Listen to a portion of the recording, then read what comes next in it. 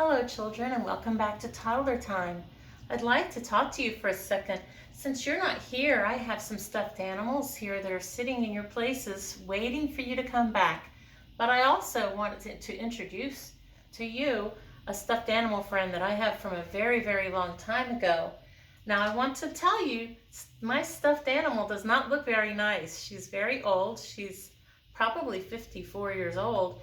And she wasn't always taken care of very well. So don't be surprised when you see how beat up she looks. She's a little raggedy.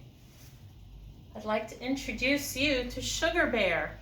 Now, so you get an idea of how old Sugar Bear is, this little dress that she's wearing was the pajama shirt that I was wearing when a man gave me Sugar Bear for my first birthday. So I was this big.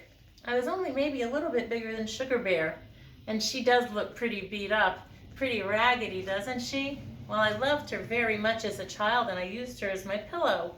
And she's one of the few things that I've saved as I've moved and gotten bigger, but I've held on to Sugar Bear. So let me tell you a story about Sugar Bear. I always loved having Sugar Bear with me, but usually when I went out for the day, Sugar Bear stayed safely at home. Well, one day, I decided I wanted Sugar Bear to have some fun. So I talked my mother into letting me bring Sugar Bear to the store. Well, on the way to the store, we had some car trouble and some other things happened. And when we went into the store, we bought some parts to fix the car, and we bought some candy and some other things.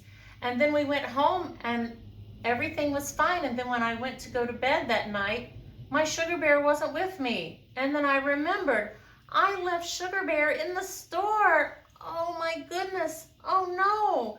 I'd never slept without my Sugar Bear. She was my pillow. I was very, very upset. So we couldn't go back to the store because that time it was very late. Well, it was late at night enough that the store was closed. So we had to wait all night and get up early the next morning and go to the store. And I'm very happy to say Sugar Bear was right where I sat her down, right where I got distracted with all the things that were going on, with the car breaking down and buying the candy and getting the parts for the car and all those things that happened when we were at the store. And I forgot Sugar Bear, and I felt really, really bad for leaving her in the store. So after I brought Sugar Bear safely home, I told myself the best way for me to take care of my Sugar Bear, except for how messed up she is, the best way that I could take care and know that I could keep Sugar Bear was to keep her safely at home. So I think that has a lot to do with why we're staying at home a lot right now. The safest place for us right now is at our home.